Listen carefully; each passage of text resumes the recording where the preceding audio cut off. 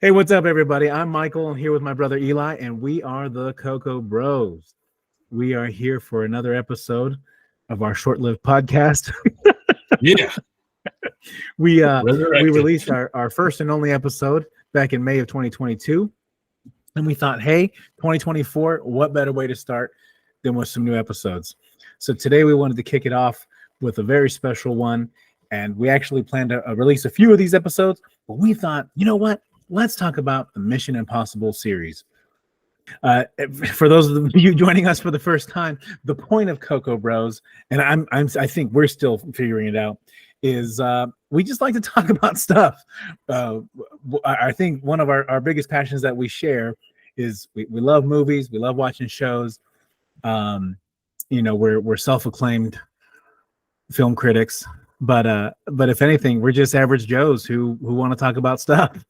So hopefully you find some interest here.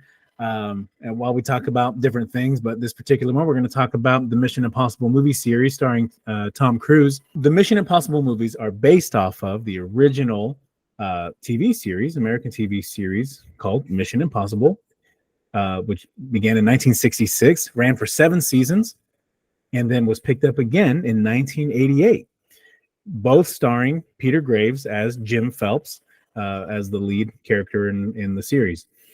Now, this is cool because it brings us to 1996.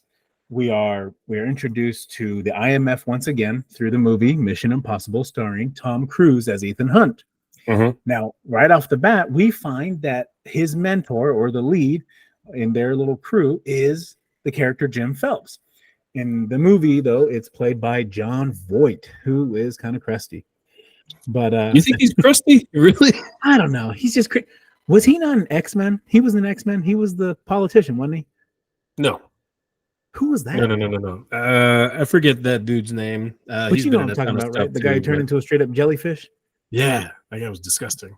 Yeah. But that guy, anyway, like that actor, he creeps me out anyway. So does Jon Voight, though. I mean, I don't know if I'd call him crusty. What else was Jon Voight in that he creeps me out? Well, but dude, do you remember Anaconda? Do you remember watching that? Yeah. With Jennifer Lopez and Ice Cube? Jennifer Lopez, Ice Cube. Yes. So he was the villain in that one, and super creepy. And it's funny because I forgot all about that movie, but then there was this clip of him on the boat watching Jennifer Lopez, like just creepy, like watching right? her while she's like trying to cool off. Oh, super creepy. Yeah. But no, but he's a good actor though. I like him. I think he does very well in his roles, whether it be villain or good guy. I thought he did really well in this role. Yeah. Well, I mean, he did do a good job. And yeah, spoiler alert, he's the bad guy. Maybe. Okay, so let's be real. If you haven't watched this movie from 1996 by now, then that's on you.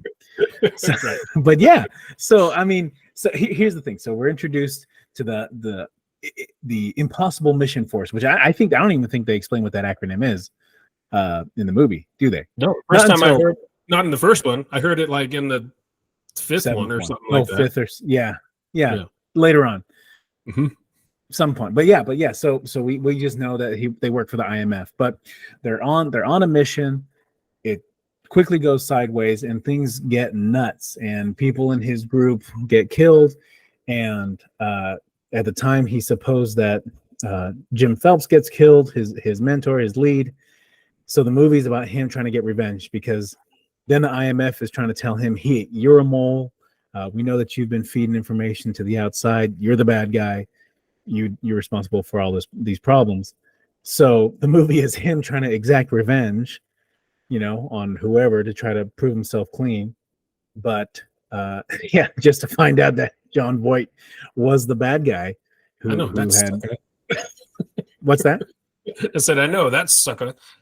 I know, dude. Yeah, what a turd, right? But I think one of the things that we had talked about, some of the best things that we talked about in that film are the early use of the mask making technology, right? Mm-hmm. So one thing that we'll see throughout these movies is that they wear these super cool masks to disguise themselves as other people.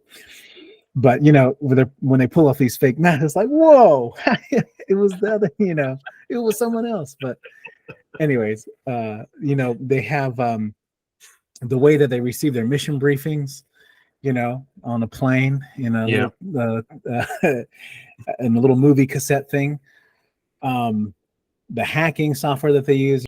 But also, I think with kind of like what you're talking about with the technology, because that opening scene, right, with they're on a set, they're actually in the middle of a mission, right. And then who was doing the monitoring? That was Emilio Estevez. But yeah, sitting there watching this black and white tube TV, right? And and at the time, 1996, obviously you're like normal. You're like, oh, that's cool. They got a small portable TV. Oh, look, they're in the next room. Watching it now, right. You're like, oh my gosh, they have black and white TV. What is this? Right. Now somebody would be sitting there with like a tablet or just their phone watching this. Or if you're Tony Stark, you got it on your heads up display right over your eyeballs. But it's insane. He also, if you remember, Emilio Estevez was originally the tech guy, right? He was the tech guy on the missions. One of the things he provided Ethan Hunt at the beginning of the movie was explosive gum. You remember that? Yes. Yep. He said the red and green, you put them together, it goes boom. So what do you say when he gave it to him? Don't chew this. Something stupid like that. So there's a scene where he meets with director Kittredge or whatever, who we'll talk about later. And he's interrogating him in this restaurant. And I remember he puts it against the glass, right? I do remember the aquarium, right? They're at a restaurant. There's this giant aquarium window thing, and he sticks it on there. And I just remember the camera shots, right? Like zooms into people's faces, like, oh no. And then it just explodes, and Ethan Hunt goes rolling out this window onto the ground. And I just kept thinking, dude, what do they do with those fish? Like, do you know how much damage you just cost, my guy? I think that's one of my biggest thoughts in most of these movies. I'm like, whoa, how much is that gonna cost? Who's gonna pay for this? Who's gonna clean that up, bro? It's absurd, That reminds me. Did you watch Night at the Museum? Yeah. You remember Charlie Murphy was in one of them? He was the cab driver. Oh, and you talk about the doo-doo? Elephant goes down the street. Now, who's gonna clean up all that doo-doo? Yeah. Charlie Murphy. Yeah, that's funny. That's right. That's awesome. Yeah, it just shows how irresponsible Tom Cruise was throughout all these movies. He didn't care. But he did do his own stunts. He literally blew up that aquarium. I know. So and he swam with those fishes as they rolled out onto the sidewalk. Fishes. So. Yeah. But this movie, I mean, for the first installment, obviously came out when I was 8, so it's like I didn't watch it. I didn't watch it until much later.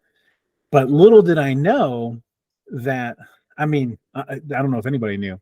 I think it was a really popular movie, but it's just like where we've come, right? We're 7 movies deep in this series, waiting for our 8th one, which I believe is the final. Not for sure, but I think it is. But that blows my mind, Dude, it's crazy. And I think you and I had mentioned it before. I think that it probably was a credit to them for spacing them out as long as they did, because it wasn't just like back-to-back movies. I think people probably would have got burned out for sure. True. But I think since there were a couple years at least in between each one, it was like, oh, hey, there's another Mission Impossible movie. Great. I remember the last one. I really like that one. I want to see this one. Right. Yeah. So I think the waiting, that was definitely a plus on their end. And I mean, whether or not it was intentional, I don't know. Maybe they had it in the works and were playing it out that way, or it was just like, now what? Hey, let's make another one of those movies. That's right. Yeah, that's a good point. Whatever they did it right. Yeah, it works. It's been working. Who's the chick in there in the first one? The one that So this is her name is Emmanuelle. It's French, so forgive me. It's Emmanuelle Bayard. Didn't you take French in high school? Yeah. Did I tell you I failed? It's Emmanuel. See, here's the thing. It's a woman, so I don't know if it's Emanuele. Emanuele. The last name appears to be Bayard. Bert, but I would say the Bayard, but I don't speak French. So, but beautiful one, right? Good on IMDb though. Yeah. That's usually what I look like too. Let's talk about the cast. Okay, let's talk real briefly about this cast. Okay. Tom Cruise is Ethan Hunt, John Voight as Jim Phelps, their team lead villain. You have Manuela Bart, Claire. Who? Okay, so here's something weird. Claire is Jim Phelps's wife, apparently. Oh yes, that's right. Yeah. Okay. Yeah. John Voight's wife. Threw me off for a second. I was like, what? All right. And let's be honest, man, he was kind of fugly. And John Voight, bro, not her. She wasn't fugly. She was beautiful. But there was so there's a scene where it's like either they're preparing for a mission. I think they just finished a mission, so they're going to prepare for another one. But they're all like cracking jokes and stuff. And they make say something about Claire's the way she makes coffee, how it's gross. And John Voight says something like, "Hey, stop insulting my wife," or whatever. And I remember going, "What? Like, that's nasty. Like, this is gross." Come on, so what do you think happened with him and Angela Jolie's mom? Come on now. Were they a thing? That's Angelina Jolie's dad. You could have led with that, Eli. I didn't know. I thought everybody knew. No, I didn't. You didn't know that? Oh, yeah, no, John Voight's her dad. Oh, what's up, dog? So I am so sorry I said that about you. I did not mean that. Yeah, my bad, bro. It makes sense now. I knew you had it. The whole time. All right. So as we mentioned, Jean Reno as Krieger, just a helper, but he turned out to be. He creeped me out in that movie. Actually, well, he did. Well, yeah. Well, naturally, he's French. I'm just joking. But he was. And the thing is, like, he's working and helping Tom Cruise, but later on, I mean, he's down to help John Voight because he's going to split the dividends, right? Mm-hmm. Ving Rhames, our tech expert who was brought on by Tom Cruise. One thing I do love is that when they're getting ready to break into the CIA, so he tells them, "We're going to go retrieve this list, the knock list." Okay, where is it? He says it's Langley, and the conversation, but it was like, "You want to break in to what do you say to the CIA headquarters?" And I think he said, why not say we're just going to Fort Knox, something stupid like that. And I was like, oh, you sounded funny, just like him. But I did, didn't I? He said, "Hey." Okay. I mean, and we're going to break in. Okay. Yeah, I don't think he sounded like that. He was more like "Le poisson, le poisson."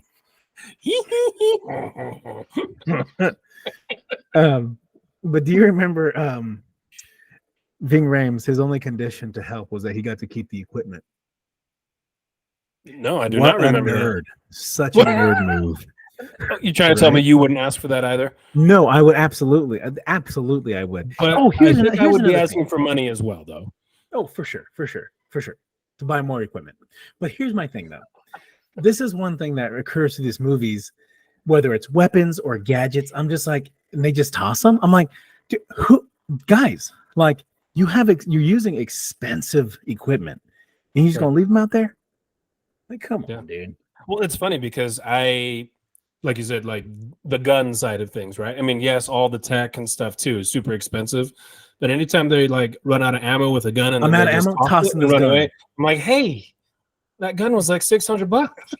Right? Like, hey, you get more bullets. That thing will work. And why doesn't anybody ever pick up the bad guy's gun? Like, Hey, Bro, I shot this that's guy. I'm going to go I past him and leave his gun on the right. ground. I've Heaven shot forbid I 30 pick this people. up and take it with me. Dude, I'll tell you what. If they played more video games, they'd know that's key, right? Right. I mean, when you respawn, you want to have as many guns as you can. That's right. If my guns are done, so I'm picking up yours. Yeah, dude. No, great. That's it. Hey, that's an astute observation, Eli. Wasteful. We might as well just call this mission wasteful. Yes. Yes. That's right. So you got a bunch of other people who I don't care to mention, but I will say this: there was a lady in there. She was a broker for whoever was buying this information. Do you remember her? Max. Was that Max? Yeah. That's her Redgrave. Super old. Yeah. She's a very pretty lady though. But remember the way he got in contact with her was hitting all the Usenet boards, all the chat boards on the internet. And it was so funny the way they portrayed that, right? He's just like, it was like this funky UI that you search a thing and it brings up these chat boards that might be related to that. Right. And so he looked up like Bible ones or whatever. But anyways, he wrote the same message to several different chat groups in several different languages. And it included a scripture and a short message. And it was, whoever's out there buying this stuff, they'll know what I'm talking about. And they'll pick it up and they'll get back to me, which they did. But I just thought, man, that is so funny. And how long did that take, bro? And it was like very, very analog, just the way he did it on the computer. This is 1996, right? It's just right. Like, dude, right. Nuts, man. DSL dial up. Yeah, I know, dude. You better pray no one picks up the phone while you're on the internet. And then, yeah. Gosh dang it! I'm running it on the internet. Hang up the phone. Like what? No, I got to start over. Yeah, I got to reconnect. What do you think of the final scene on the train? Okay, final scene on the train. Are you talking about specifically with the helicopter? With the helicopter? The helicopter. Sure. Or just so that's So for context, just in case you haven't watched it in 25 years, so they meet the meeting place is on the train, right? Now all parties are here. He's called the IMF people to come. He's called Max to come in with her posse, and he hopes to meet this buyer.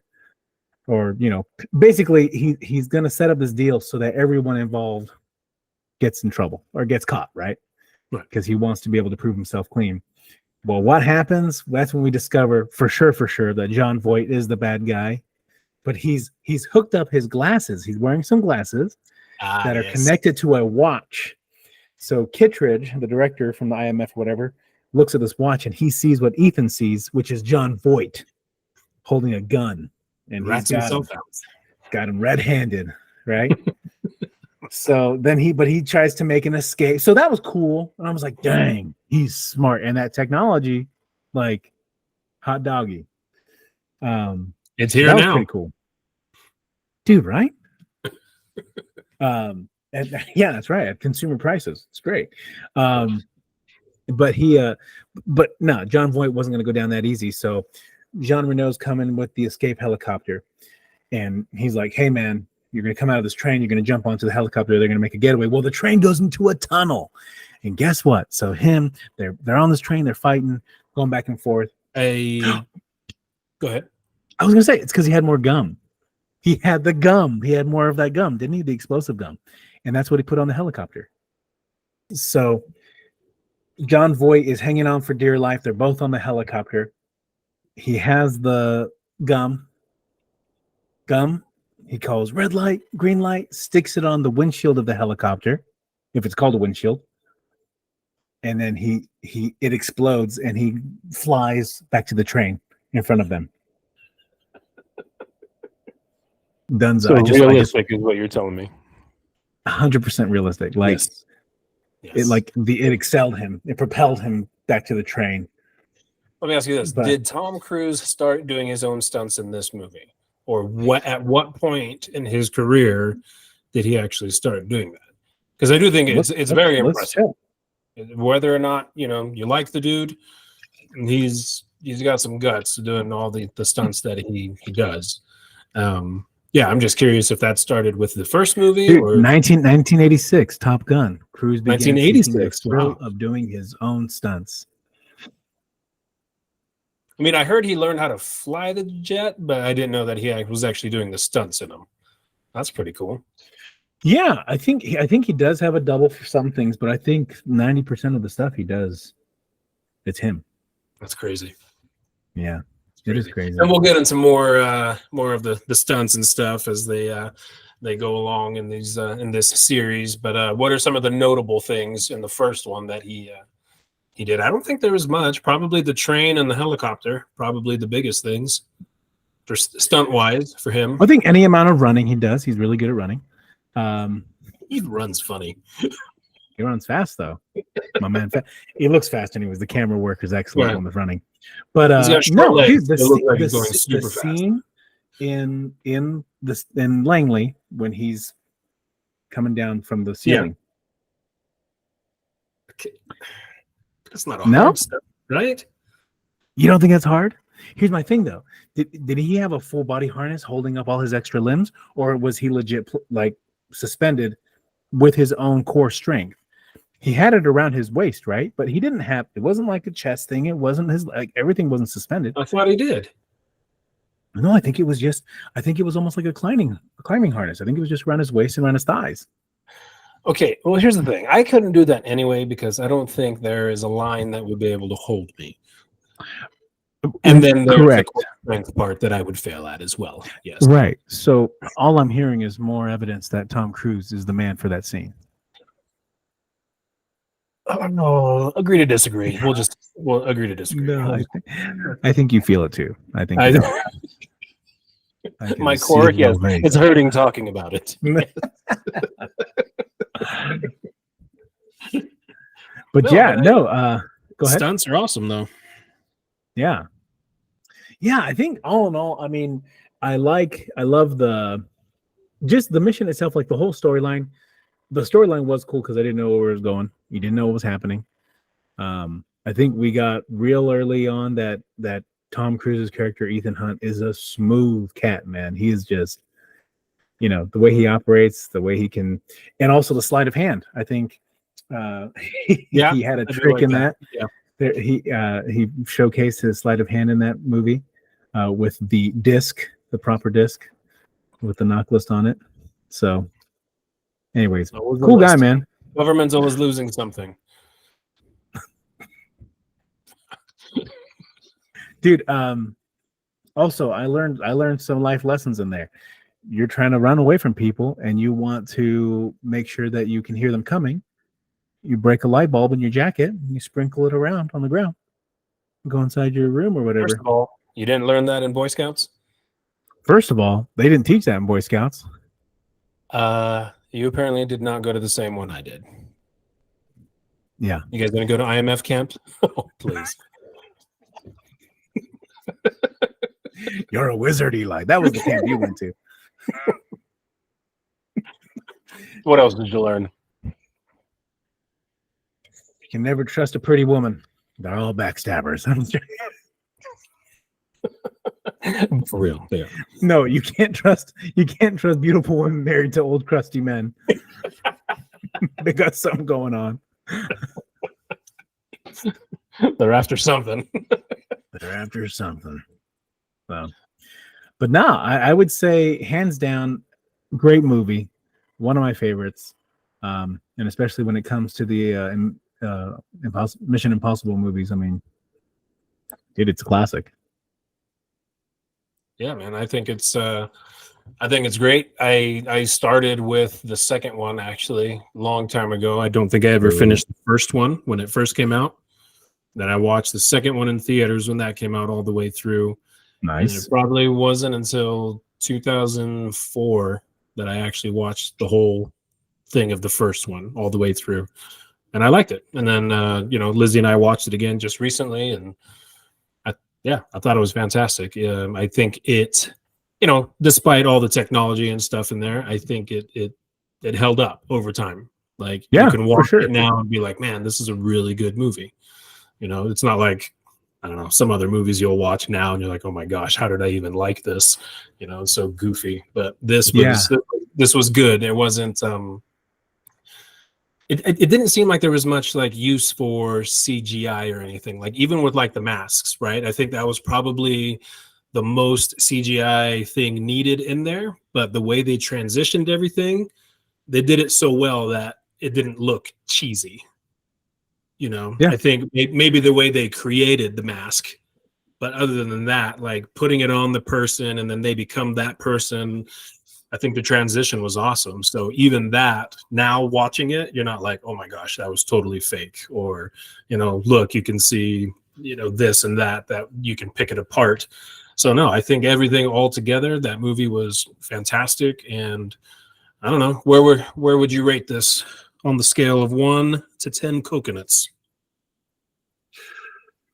I don't know, dude. I might be biased, but I'd give it a solid 9.5, 9 coconuts. Yeah, I agree with that. Okay, I agree with you on that. You would. I was lying. I would give it a 10. I was joking. I agree with that. Mm-hmm. I was. Oh, funny. I also I was going to say that too. Yeah, no. I too will give it 10. No, I give it a 9 to be safe. I think I've been very, very generous with my 10s before, and I want to slow it down, pull back a little. That's very irresponsible of you. I only have so many coconuts. I don't want to give them all away. I'm running low here. No, okay, cool. I agree with you. I think a 9 is definitely appropriate for. I mean, you got action. You do have your romance in there. You got your geeky tech stuff that people like. You know, your explosions. It's funny. There's little jokes here and there that break things up. So I think overall, yeah, I think a 9 is absolutely deserving. So you heard it here first or last. 27 years later. That's right. Now, just in case you were curious, 27 years later, after the release of this film, we are giving it 9 out of 10 coconuts. Respect. Well, thank you for tuning in and listening to this. And hopefully you come back for more when we cover Mission Impossible 2. Yep. Thanks for listening, everybody. We'll talk to you guys later. Peace.